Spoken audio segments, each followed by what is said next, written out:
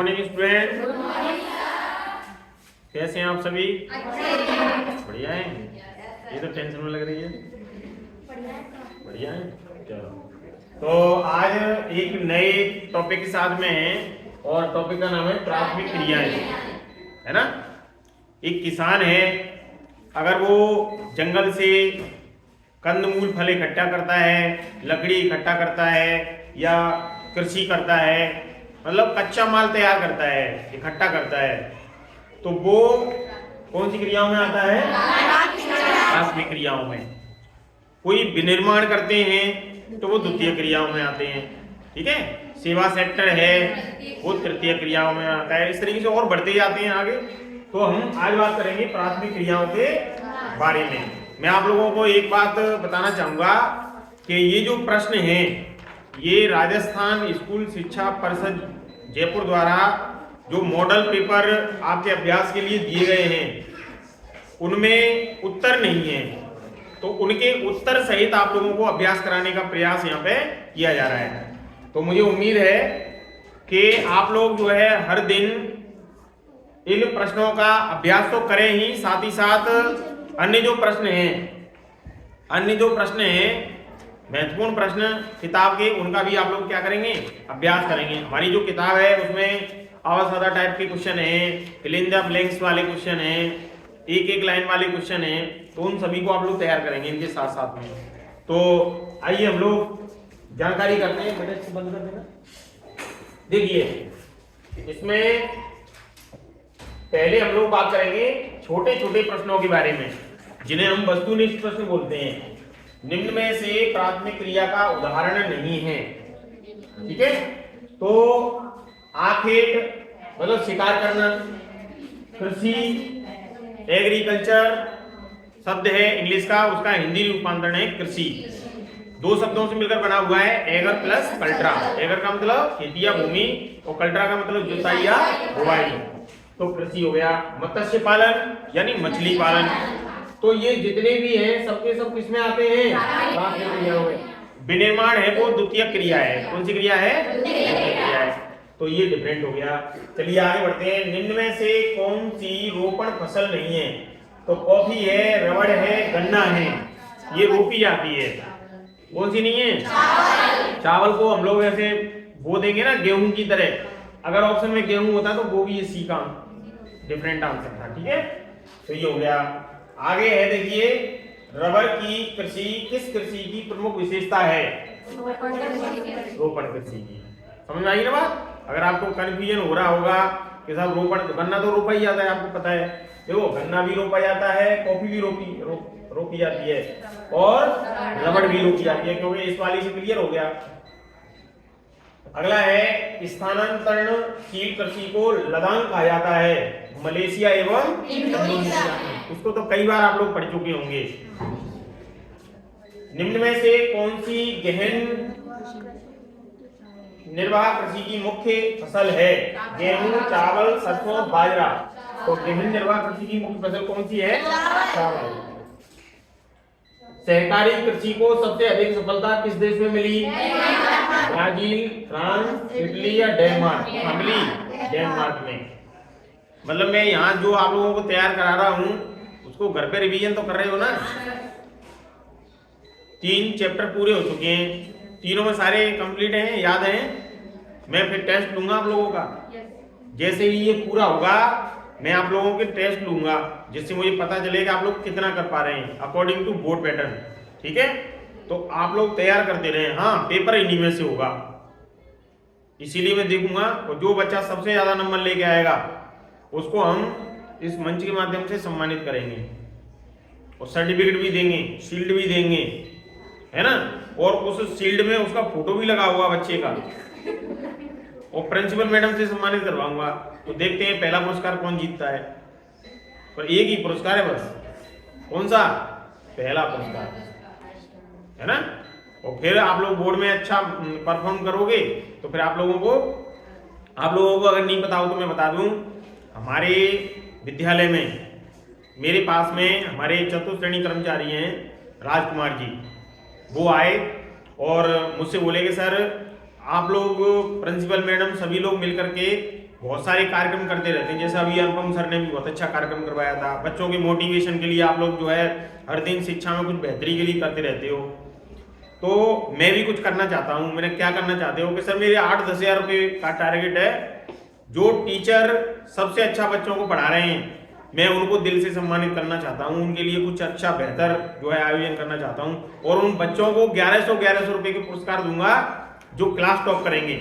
8 top करेंगे, 8 की जो क्लास है हमारी कलावर की, उसको टॉप करेगा बच्चा बच्ची, उसको मैं 1100 रुपये नगद पुरस्कार दूंगा, प्रशस्ति पत्र दूंगा और मेरे से जो भी बनेगा वो दूंगा। ऐसे ही विज्ञान वर्ग वालों को दूंगा, ऐसे ही कक्षा 10वीं में जो टॉप करेगा उसको दूंगा। तो इतना बढ़िया मौका है आप लोगों के पास कि आप लोग जो है राजस्थान सरकार द्वारा या भारत सरकार द्वारा जो आप लोगों के लिए जो इनाम दी जाती हैं आपके मोटिवेशन के लिए, उत्साहवर्धन के लिए, उनका तो लाभ उठाएं ही। साथ ही साथ हमारे विद्यालय स्तर पर जो कर्मचारी अच्छा कर रहे हैं, आप लोगों के लिए कुछ करना चाह रहे हैं, तो उनका भी लाभ उठाएं। यादगार होती है कि हमने ये जो है पुरस्कार इस तरीके से जीता था। क्या पता कभी कोई इंटरव्यू में आप लोग फेस कर रहे हो कि आपको प्रेरणा कहाँ से मिली, तो आप लोग कम से कम कहेंगे हमें वहाँ इस तरीके से जो है उन्होंने ये कहा, तो उसमें से जो है नए नए प्रश्न निकल करके आते हैं। फिर समझ आ रही बात? तो मेहनत करिए। तो बेटा अब जो समय है बहुत बेशकीमती समय है। माता पिता हर वक्त आप लोगों को नहीं देख सकते कि हर वक्त आप लोगों के आगे पीछे घूमते रहें। उंगली पकड़ के सहारा देने की आवश्यकता अब आप लोगों को नहीं रही। अब तो 4-5 साल का बच्चा हो जाता है ना, वो भी उंगली छुड़ा लेता है ना। तो आप लोग जो है माता पिता की उम्मीदों पर खरा उतरने के लिए, मैं प्रेशराइज नहीं कर रहा आप लोगों को, सिर्फ इतना कह रहा हूं कि बेटा ये जो समय है, और फिर अप्रैल में हमारे एग्जाम खत्म हो जाएंगे पहले सप्ताह में, फिर हम फ्री हैं, फिर कॉलेज की राह देखेंगे। अच्छे मार्क्स आ जाएंगे तो अच्छी कॉलेज मिल जाएगी, अच्छे मार्क्स नहीं आए तो फिर दूसरे के मुंह की तरफ ताकते रहेंगे। इससे बेटर है कि हम 1 महीने अच्छी मेहनत कर लें, जिससे हमें कम से कम सिर उठा करके जीने का मौका तो मिलेगा। ठीक है ना? तो मेहनत कीजिए, अच्छे से मेहनत कीजिए। हारना जीतना जिंदगी में चलता रहता है, लेकिन फाइट करके हारने में अलग ही आनंद है। मैं नहीं कह रहा कि आप जीतिए, मैं तो ये कह रहा हूँ हार जाइए भले, लेकिन मेहनत करके हारने का आनंद ही अलग है। आपको निराशा हाथ नहीं लगेगी, आत्मग्लानि नहीं होगी अंदर कि मैंने फाइट नहीं की। मैंने फाइट की लेकिन मेरा दिन नहीं था। निराश ना हो, हताश ना हो और आगे अनवरत रूप से जो है बढ़ते रहें, मेहनत करते रहें, है ना। तो ये भाव हमारे अंदर होना चाहिए, क्योंकि माता पिता बहुत सारी उम्मीदें लेके चलते हैं हम लोगों के साथ में। कई बच्चों को मैंने देखा है, एक बच्ची से पूछा बेटा तेरे पिताजी क्या काम करते हैं, तो बच्ची मेरे को बताने में असहज महसूस कर रही थी। मैंने बताया बेटा क्या करते हैं, कि सर मैं बाहर बताऊँगी सर आप, तो बाहर आई हो तो मुझसे बोली सर मेरे पापा रिक्शा चलाते हैं। तो मेरी बेटा ये तो फक्र की बात है, किसी राहगीर को उसकी मंजिल तक पहुंचाने का काम करते हैं आपके पापा, बुरा काम थोड़ी ना कर रहे हैं, अच्छा काम कर रहे हैं। तो इसमें शर्मिंदा होने वाली बात क्या है। तो बच्चे पता नहीं कितनी सारी वेदनाओं को लेकर के घूम रहे होते हैं, उनके मन में क्या चल रहा होता है ना। लेकिन माता पिता की उन समस्याओं को ध्यान में रखते हुए हम लोगों को आगे बढ़ने का प्रयास करना चाहिए। ऐसे बच्चों के साथ न घूमे जो पैसे वाले हैं ज़्यादा, और जो है आप लोगों को बिलगित कर रहे हैं, अरे कुछ नहीं रखा पढ़ाई वढ़ाई में और देख मौज करते हैं, ये करते हैं। ऐसे बच्चों से दूर रहिए आप, क्योंकि वो तो पैसे वाले हैं भाई, कुछ भी कर सकते हैं। लेकिन आपके पास पैसा नहीं है ना, तो फिर क्या करोगे बताइए आप, है ना। तो मैं ये नहीं कह रहा कि मुझे पैसे वालों से नफरत है। पैसे वाले होना बहुत अच्छी बात है ना। लेकिन पैसे किसके हैं? उनके माता पिता के। तुम्हारा पैसा नहीं है, तुम्हें पैसा अर्जित करना है, उसके लिए मेहनत करनी है ना। तो इसका एक ही रास्ता है कि अच्छी शिक्षा प्राप्त करें, ठीक है, मेहनत करें। आगे बढ़ते हैं। सहकारी कृषि को सबसे अधिक सफलता किस देश में मिली? डेनमार्क में। निम्न में से कौन सा शीतोष्ण घास का मैदान नहीं है? सवाना। पंपास है, डाउन्स है, बेल्ट्स है, लेकिन सवाना नहीं है। रूस में सामूहिक कृषि को कहा जाता है कोल खोज कहते हैं, कोल खोज भी कहते हैं, कोल खोज भी कहते हैं। ठीक है, कोई सा भी वर्ड आ जाए टेंशन नहीं लेनी है। अच्छा, च्युइंगम खाते हैं आप लोग, तो च्युइंगम को चबाने के बाद में जो शेष बचा भाग होता है उसको क्या कहते हैं? छिकल कहते हैं। चबाते रहते हैं आप च्युइंगम, खूब चबाते हैं, देखा है आप लोगों को। अच्छा, ज़ूमिंग कृषि झूमिंग कृषि को मैक्सिको में क्या कहा जाता है? मिल्पा। अच्छा, झूमिंग कृषि, एक बच्ची से पूछा मैंने, झूमिंग कृषि किसे कहते हैं? कि जो झूम झूम करके खेती की जाती है ना? ऐसा नहीं है। झूमिंग कृषि क्या होती है, कोई बताएगा? बताओ, इधर आके बताओ। स्थानांतरणशील कृषि होती है, इसमें क्या करती हैं, एक भाग जब वो उस पर कृषि करते हैं, उसकी उपयुक्ति खत्म हो जाती है, दूसरी भाग पे करते हैं। बिल्कुल बिल्कुल, इस बच्ची ने बिल्कुल सही कहा है, तालियां हो जाओ इसके लिए। देखिए, स्थानांतरणशील कृषि जो होती है वही झूमिंग कृषि है। एक स्थान को जला करके उस स्थान पे खेती कर ली, एक दो बार तीन बार, फिर दूसरी जगह, फिर तीसरी जगह, चौथी जगह, मतलब स्थान बदल बदल करके खेती करना, तो वो कृषि क्या कहलाती है? झूमिंग कृषि। अंगूर की कृषि क्षेत्र की विशेषता है। अच्छा, और एक क्वेश्चन और है, ब्राजील में कॉफी के जो बागान होते हैं उन्हें क्या कहते हैं? एजेंडा बोलते हैं। अंगूर की कृषि क्षेत्र की विशेषता है, अंगूर की खेती के लिए गर्म, शुष्क तथा दीर्घ ग्रीष्मकालीन अनुकूल रहती है। दीर्घ ग्रीष्म ऋतु अनुकूल रहती है। अंगूर जो है वो लवणता के प्रति, यानी खारापन जो होता है ना, उसके प्रति कुछ हद तक सहिष्णु है। मतलब जैसे खारापन जहाँ पे कुछ रहता है ना, पानी खारा हो, तो उस स्थान पे भी आराम से जो है ये सहिष्णु है, हो जाती है। अगला है संग्रह व प्राचीनतम ज्ञात आर्थिक क्रिया है। तो देखो, संग्रह माने इकट्ठा करना होता है, आखेट, भोजन संग्रह मानव द्वारा की जाने वाली ज्ञात प्राचीनतम आर्थिक क्रियाएं हैं। आखेट को इकट्ठा किया, बहुत सारा आखेट शिकार करना, बहुत सारी शिकार करी, उसको बेच के आए, पैसे बना लिए। ऐसे ही भोजन संग्रह है, बहुत सारा हम लोगों ने जंगलों में जाकर के और बहुत सारा भोजन संग्रह कर लिया, उसके द्वारा जो पैसा इकट्ठा हुआ वो हमारी एक प्राचीनतम ज्ञात आर्थिक क्रियाएं है ना। अब बात आती है ट्रक कृषि की। ये प्रश्न है अति लघुत्रात्मक प्रश्न है ना। ट्रक कृषि क्या है? देखो, ये का पे हलंत लगा हुआ है, तो आधा का है, तो ये मैं इसकी द्वारा पीडीएफ बना करके अच्छे से डाल दूंगा। वो जल्दबाजी में मैंने प्रश्नों के उत्तर तैयार किए, तो थोड़ा सा क्या है कि मोबाइल से नहीं हो पाया, तो इस वजह से थोड़ा सा ऐसा हो गया ना। ट्रक कृषि यानी ट्रक फार्मिंग क्या होता है भाई? कि हम लोग जैसे शहरों के नजदीक बसे हुए हैं या शहरों से दूर बसे हुए हैं, है ना, तो शहरों के नजदीक है तो हम तुरंत जो है अपनी वहीं से जो है हमारी फसल बिक जाती है। लेकिन अगर हम दूर हैं तो हम क्या करते हैं, ट्रकों में भर करके ले जाते हैं और सुबह ही जो है मंडी में पहुंचा दिया जाता है, ताजी ताजी, और उसको बेच दिया जाता है। तो इसमें देखिए, नगरीय केंद्रों के चारों ओर लोगों की दैनिक मांगों को पूरा करने के लिए सब्जियों का उगाना ट्रक कृषि कहलाता है। गांव में तो आप लोगों ने देखा होगा कि फसलें बहुत सस्ती हैं, क्या है कि सब्जी वगैरह की, लेकिन शहरों में तो आप लोग एक गड्डी भी लोगे ना, पुदीना की गड्डी है ना, बथुआ की गड्डी, और पता नहीं जो है अलग अलग गड्डी बना के रख लेते हैं, 5 रुपए की इतनी सी देते हैं, थोड़ी सी। और गांव में क्या कहते हैं, अरे ले आ कोई बात नहीं, ले जा और ले जा, 2-4 और ले जा, है ना, ऐसे ही तो बोलते हैं। लेकिन नगरीय केंद्रों के चारों ओर लोगों की जो दैनिक मांगे हैं उनको पूरा करने के लिए सब्जियों का उगाना क्या कहलाता है? अच्छा, एक कॉम्प्लेक्स है यहाँ घंटाघर के पास में, अभी बना है कॉम्प्लेक्स। तो पहले वहाँ खेती होती कि नहीं होती थी? मतलब उसमें जो है कई प्रकार की गाजर, मूली और वो सारी चीजें उगाई जाती थी, है ना, गोभी वगैरह। यह बाजार और फार्म के बीच एक ट्रक द्वारा एक रात में तय की गई दूरी द्वारा नियंत्रित होता है। एक रात में जो है हम लोग उस पर्टिकुलर नगर तक पहुंच जाते हैं और वहां पे उसको जो है खड़ा कर दिया जाता है ट्रक को, और आराम से जो है वहां पे लेने वाले लोग आते हैं, तुरंत मिल जाती है। ताई तो कोई भी ले लेगा, और सड़ी सड़ाई अगर लेकर के घूम रहा होगा वो दे भले सस्ती तो भी उससे कोई लेने वाला नहीं है। अब देखिए, अगला प्रश्न है, गहन निर्वाह कृषि के 2 प्रकारों के नाम बताओ। तो एक तो चावल प्रधान गहन निर्वाह कृषि और एक चावल रहित गहन निर्वाह कृषि।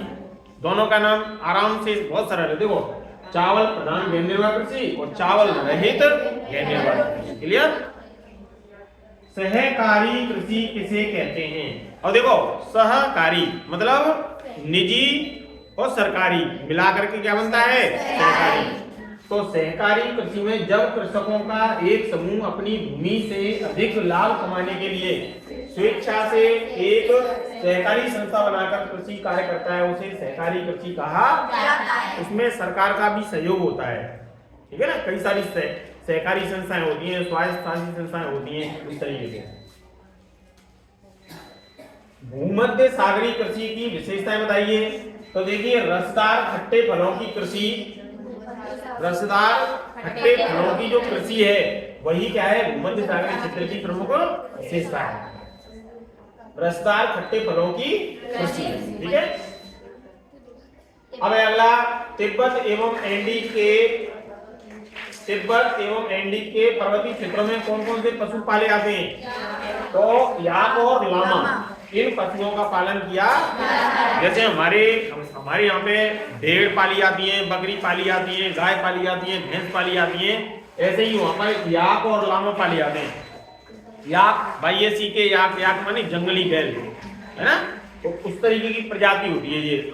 ध्रुवीय प्रदेश होते हैं, वहाँ रेंडियर नाम के कुत्ते होते हैं जो स्लेज नामक गाड़ी को खींचते हैं। उनके घरों को इग्लू कहा जाता है।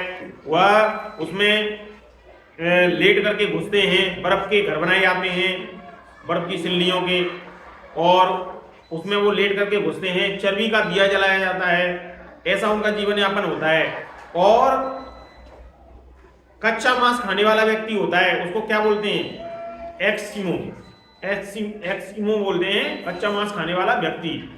तो एक्सकिमो जो लोग होते हैं वो रेंडियर नाम के कुत्ते जो होते हैं वो स्लेज नामक गाड़ी को खींचते हैं, तो उस पर आराम से बैठ जाते हैं और चले जाते हैं। और जो एक्सकिमो लोग होते हैं, जब बुढ़ापा हो जाता है उनका, तो वो लोग एक हार्पून नाम का हथियार रखते हैं। जब उनकी उदर पूर्ति नहीं हो पाती है, पेट पालन नहीं हो पाता है, बूढ़े हो जाते हैं, तो इस वजह से वो क्या करते हैं? फिर आत्महत्या कर लेते हैं, मर जाते हैं बेचारे, अपनी जीवन लीला समाप्त कर लेते हैं। तो ये उनका बड़ा, वहां किस तरीके से वो रहते होंगे, हम और आप लोग तो बहुत अच्छी तरीके से रह रहे हैं, वो कैसे रहते होंगे ये देखिए आप। अब पढ़ेंगे हम ऋतु प्रवास। क्या पढ़ेंगे? ऋतु प्रवास। देखो ये ऋतु प्रवास जो है, आप लोगों ने देखा होगा पश्चिमी राजस्थान से बहुत सारे जो भेड़ बकरियों को लेकर के हमारे पूर्वी राजस्थान की ओर आते हैं, यहाँ का रुख करते हैं और यहाँ पे आकर के वो जो बस जाते हैं कुछ समय के लिए। तो ऋतुओं के अनुसार प्रवास होता है। ग्रीष्म काल में मैदानी भागों से पर्वतीय चारागाहों की ओर तथा शीतकाल में पर्वतीय भागों से मैदानी चारागाहों और पशु चारकों का होने वाला प्रवास ऋतु प्रवास।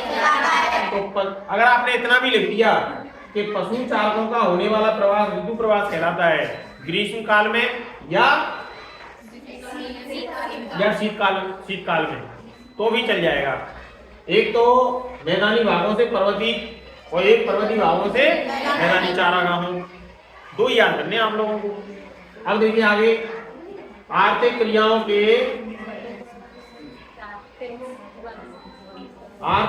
के प्रमुख वर्ग कौन से हैं? तो प्राथमिक, द्वितीय, तृतीय, चतुर्थ, पंचम, 5 वर्ग हैं। अगर मैंने 4 पूछे तो आप लोग 4 कर देना, कोई दिक्कत। अब देखिए मिश्रित कृषि की सर्व प्रमुख विशेषता क्या है?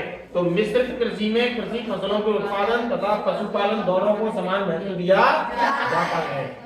दोनों को समान महत्व दिया जाता है। मिश्रित कृषि में कृषि फसलों को और पशुपालन दोनों को समान महत्व दिया जाता है। और मैं आप लोगों को बता दूं कि कृषि तभी पूरी मानी जाती है जब उसमें फसलों के उत्पादन के साथ साथ में पशुपालन भी शामिल होता है, तब जाकर के कृषि पूरी मानी जाती है। क्लियर? अब लघुत्तरात्मक प्रश्नों के बाद में थोड़े से जो बड़े प्रश्न हैं उनकी तरफ हम लोग बढ़ेंगे। कृषि क्या है? कृषि के प्रमुख प्रकारों के नाम बताइए। तो देखो, कृषि मृदा को जोतने, फसलों को उगाने एवं पशुओं के पालन पोषण के विज्ञान एवं कला को कृषि कहा जाता है। ठीक है, हम वैज्ञानिक ढंग से खेती करें या कलात्मक रूप से खेती करें, सबका अपना अपना तरीका है। कृषि के प्रकार, कृषि के प्रमुख प्रकार निम्न है: निर्वाह कृषि, आदिमकालीन निर्वाह कृषि, गहन निर्वाह कृषि, रोपण कृषि और विस्तृत कृषि, है ना। ये वाणिज्य कृषि, मिश्रित कृषि, डेयरी कृषि, भूमध्य सागरीय कृषि और बाजार के लिए सब्जी खेतियों, उद्यान कृषि, सहकारी कृषि और सामूहिक कृषि, ये कृषि के प्रकार हैं। तो आप लोग आराम से जो है इनको नॉर्मली याद कर सकते हैं, इतना टफ नहीं है पेपर, बहुत सरल है ये वाला। प्राथमिक क्रियाएं, द्वितीय क्रियाएं, तृतीय क्रियाएं, प्रवास, जनसंख्या वृद्धि। पहला वाला जो हम ह्यूमन ज्योग्राफी की बात कर रहे हैं, मानव भूगोल की, बहुत सरल पार्ट है, आप लोग बटे में से बटे नंबर भी ला सकते हैं, थोड़ा सा मेहनत कर लेते हैं ना। आगे बढ़ेंगे। डेयरी कृषि का कार्य नगरीय एवं औद्योगिक केंद्रों के समीप क्यों किया जाता है? क्योंकि डेयरी कृषि पर्याप्त पूंजी, आधुनिक यंत्र, गहन कृषि और आधुनिक पशु स्वास्थ्य सेवाओं की सहायता से दुधारू पशुओं से व्यावसायिक स्तर पर दुग्ध उत्पादन करने का कार्य डेयरी कृषि कहलाता है।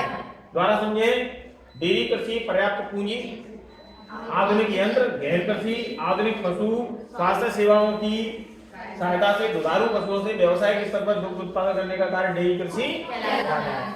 यानी जब अच्छे पैसे लगा करके हमने कोई भैंस खरीदी या कोई गाय खरीदी, उसमें मशीनों के द्वारा दूध निकाला जा रहा है, उसको ऐसा चारा खिलाया जा रहा है जिससे वो पर्याप्त मात्रा में हमें दुग्ध का उत्पादन हो पा रहा है, दूध दे पा रही है वो, है ना।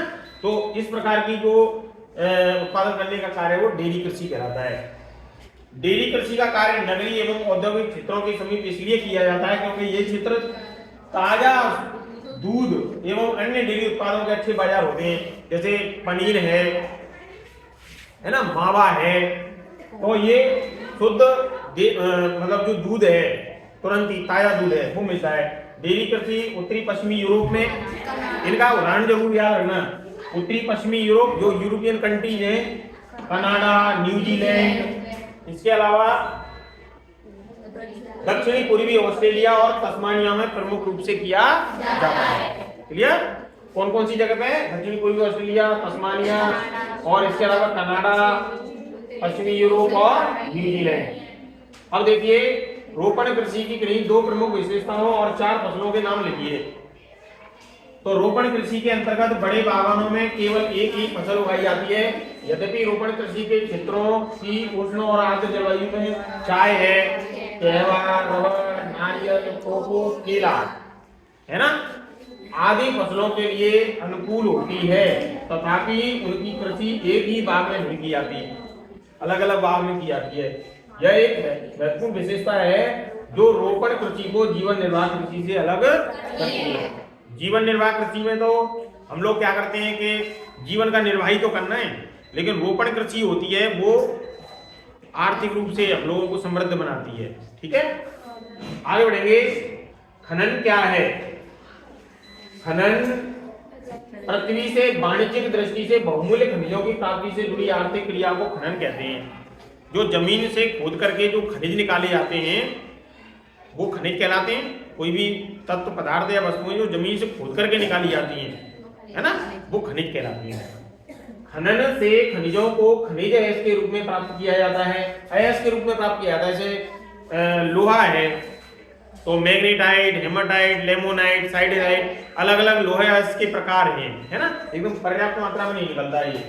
खनन कार्य को प्रभावित करने वाले कारक, खनन कार्य की लाभप्रदता और इसे प्रभावित करने वाले कई कारक हैं। भौतिक कारक जिनमें खनिज निक्षेपों के आकार, उनकी श्रेणी और उपलब्धता की जो अवस्था है उसको सम्मिलित किया जाता है। आर्थिक कारक जिनमें खनिजों की मांग है, वर्तमान तकनीकी ज्ञान का स्तर है और इसका उपयोग आधारभूत अवसंरचनात्मक विकास के लिए उपलब्ध पूंजी, परिवहन और मानवीय श्रम पर होने वाले व्यय को सम्मिलित किया जाता है। ऐसी जगह पर ये खनिज जो है निकाले जाते हैं जहां पर लाने ले जाने की पर्याप्त सुविधा हो, ट्रेन वहां तक जा सके। माने तो कोयला निकाला जा रहा है ना, एंथ्रासाइट, बिटुमिनस, लिग्नाइट, पीट, कई प्रकार का कोयला होता है। सबसे घटिया किस्म का कोयला पीट है, एंथ्रासाइट सबसे अच्छा है। वो निकाला जा रहा है, तो वहां पर लाने ले जाने के लिए पर्याप्त साधन हो, वरना इतना महंगा पड़ जाएगा वो। अब आप लोग कहेंगे सर हम तो उसको हेलीकॉप्टर से ले जाएंगे, कोयला को हेलीकॉप्टर से लेंगे तो कितनी कीमत का हो जाएगा, वो बहुत महंगा हो जाएगा, है ना। ये चीजें ध्यान रखनी है।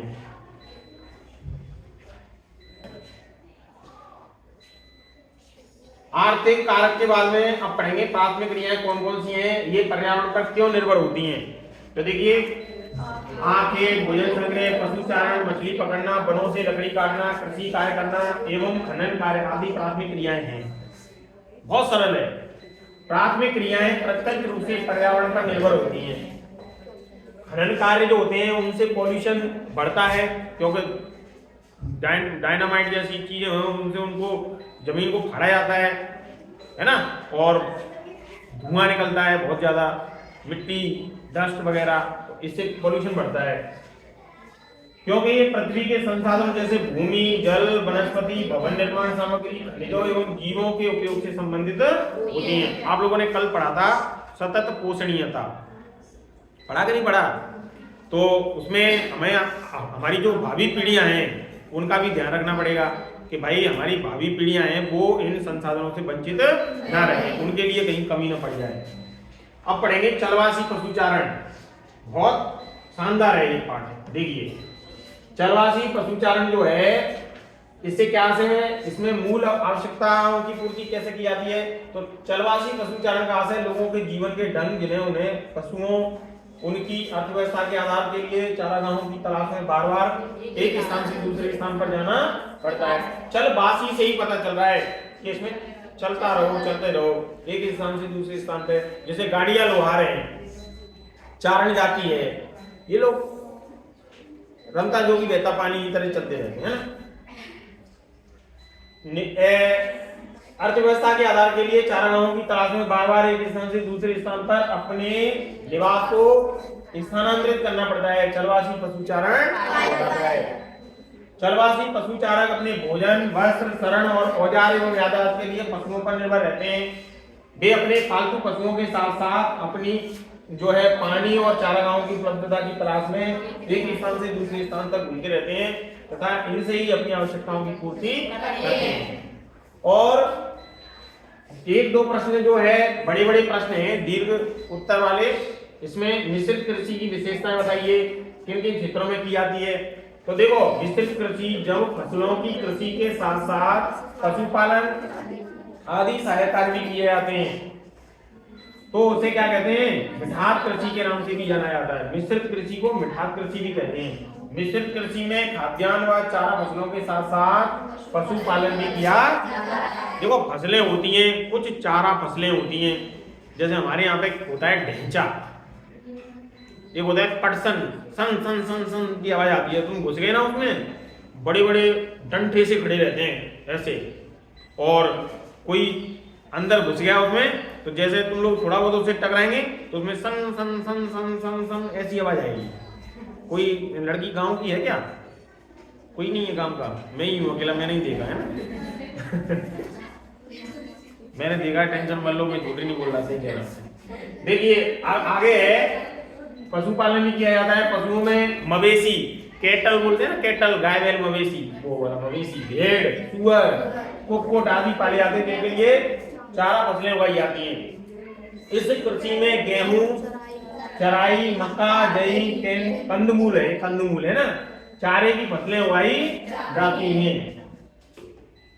इस कृषि में फसल उत्पादन पशुपालन को समान महत्व दिया जाता है। मिश्रित कृषि की विशेषताएं, मिश्रित कृषि की निम्नलिखित विशेषताएं हैं। देखो इस प्रकार की कृषि में फसल उत्पादन तथा पशुपालन साथ साथ किया जाता है। इस प्रकार की कृषि में खेतों का आकार मध्यम होता है, जिस पर बोई जाने वाली फसलों में गेहूं है, जौ है, राई है, मक्का है, फसल, कंदमूल आदि हैं। चारे की फसलें मिश्रित कृषि में अनिवार्य रूप से उगाई जाती हैं। एक और जहां कृषक कृषि फसलों के उत्पादन से आय प्राप्त करते हैं, वहीं दूसरी ओर पशुपालन व्यवसाय के अंतर्गत पालित जो गाय है, सुअर, मुर्गी है, उनको भी उनसे भी आय प्राप्त होती है। तो डबल फायदा है, एक तो खाने के लिए मिल रहा है, एक पशुओं के लिए जो है हम लोग उसको बेच भी सकते हैं। आप लोगों ने देखा होगा शहरों में जैसे गौशाला है तो वहां पर बाहर ऐसे बंडल से बना बना करके और रख लेती हैं, चारा रख लेती है ना। और फिर जो है कोई अमीर आदमी आता है तो वो कहता है कि आप मेरे पापा की याद में, या मेरे बेटे का जन्मदिन है, या मेरी पत्नी की साथ में मेरी एनिवर्सरी है, तो उस दिन जो है वो उनको चारा खिलाते हैं पशुओं को, है ना। बड़े बड़े शहरों में यही होता है। ऐसे जो है डबल फायदा होता है इससे। एक और जहाँ कृषक कृषि फसलों के उत्पादन से आय प्राप्त करते हैं, वहीं दूसरी ओर पशुपालन व्यवसाय के अंतर्गत पालित गाय बैल सुअर मुर्गी पालन से भी आय प्राप्त होती है, पशु भी बिक जाते हैं। इस कृषि के अंतर्गत खेतों की मिट्टी के उपजाऊपन को बनाए रखने के लिए विभिन्न प्रकार की फसलों के क्रमिक अनुक्रमण का स्वरूप अपनाया जाता है। जैसे इस बार गेहूं कर दिए तो अगली बार क्या करेंगे, सरसों कर दी, अगली बार जो है चावल कर दिए, सॉरी नहीं बाजरा नहीं, क्या करेंगे, नहीं खाओगे चने तो रहोगे बने, है ना, ये डायलॉग है। खाओगे चने तो रहोगे बने, मतलब चने खाओगे तो तुम बने रहोगे, सेहत के लिए बहुत बढ़िया होते हैं। चने की खेती कर दी तो चने का जो वो है ना, वो जमीन में गिरता रहता है पत्ते, तो वो ह्यूमस की मात्रा को बढ़ा देता है ना। तो इसीलिए फसलों को क्रमिक रूप से बोया जाता है। एक ही बार बार गेहूं गेहूं गेहूं, सरसों सरसों सरसों बार बार नहीं करते, नहीं तो उसकी उर्वरा शक्ति खत्म हो जाएगी। फिर अगली बार जो है गेहूं की जगह गेहूं रह जाएंगे। आगे बढ़िए। इस कृषि के अंतर्गत आधुनिक कृषि यंत्रों, रासायनिक और वनस्पति खाद के गहन उपयोग पर अधिक पूंजी व्यय की जाती है। हाई यील्ड वैरायटी प्रोडक्ट हैं, कई प्रकार के जो बीज हैं, कीटनाशक दवाएं हैं, वो डाली जाती हैं। तभी तो खेती का स्वरूप है वो जैविक नहीं रहा, रासायनिक कृषि हो गई अब तो एक तरीके से। इस कृषि में कृषक कृषि कार्यों में अति निपुणता रखते हैं, निपुण होते हैं मतलब ट्रेंड होते हैं। इस प्रकार की कृषि में कृषि के वैज्ञानिक स्वरूप का उपयोग किया जाता है और यह कृषि विश्व के निम्नलिखित समशीतोष्ण जलवायु वाले अत्यधिक विकसित क्षेत्रों में की जाती है। कौन कौन से क्षेत्र हैं, देखो भाई, ऐसे उत्तरी पश्चिमी यूरोप है, उत्तरी अमेरिका का पूर्वी भाग है, यूरेशिया में पूर्वी यूरोप, दक्षिणी यूरोप और साइबेरिया के दक्षिणी भाग हैं, दक्षिणी अमेरिका और अफ्रीका के कुछ दक्षिणी तटीय क्षेत्र हैं, उनमें भी इस प्रकार की जो प्राथमिक खेती है वो बड़े पैमाने पर की जाती है। अब है बाजार के लिए सब्जी की खेती और उद्यान कृषि को विस्तार पूर्वक समझाइए। बहुत सिंपल क्वेश्चन है, देखिए एक बार में समझ में आएगा। डेयरी कृषि दूध और दूध से बने पदार्थ जैसे मक्खन, जैसे कभी कोई किसी से मीठा बोलता है तो कहते हैं ना, अच्छा ज्यादा मक्खन लगा रहा है ना। हाँ, मक्खन, पनीर, पाउडर, दूध, दही आदि के लिए दुधारू पशुओं और अन्य पशुओं को पालने के व्यवसाय को डेयरी कृषि के नाम से जाना जाता है। क्लियर? विश्व में डेयरी कृषि की प्रमुख विशेषताएं। विश्व में की जाने वाली डेयरी कृषि व्यवसाय की निम्नलिखित विशेषताएं हैं। इस व्यवसाय में सर्वाधिक उन्नत और दक्ष तकनीकी की सहायता से दुधारू पशुओं का वाणिज्यिक स्तर पर पालन किया जाता है। मतलब उन्नत दक्ष तकनीकी वो होती है जिसमें मशीनों की सहायता से उनको पशुओं को खाने के लिए कितनी जो है आवश्यकता है, उनको उसी हिसाब से खाना दिया जा रहा है, चारा दिया जा रहा है और मशीनें लगा करके उनका दूध निकाला जा रहा है। दिन में 2-3 बार दूध निकाल लिया जाता है। अब बताओ, फिर उस दूध को जो है भेजा जाता है और हम लोग और आप लोग उसको पीते हैं फिर आराम से, है ना। पैकेटों में बंद हो गया था ना, एकदम ताजा, शुद्ध ताजा। इस व्यवसाय में गहन मानवीय श्रम, पर्याप्त पूंजी की आवश्यकता होती है।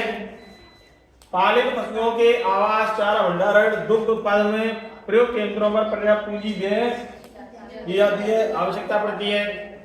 एक लड़का मुझसे बोला, मैं पढ़ा रहा था एक जगह, तो यूँ कह रहा था कि सर ये वाला जो होता है ना, इसमें दक्ष तकनीकी दुधारू पशुओं वाला, तो इसमें फिर उनका गोबर का क्या होता होगा?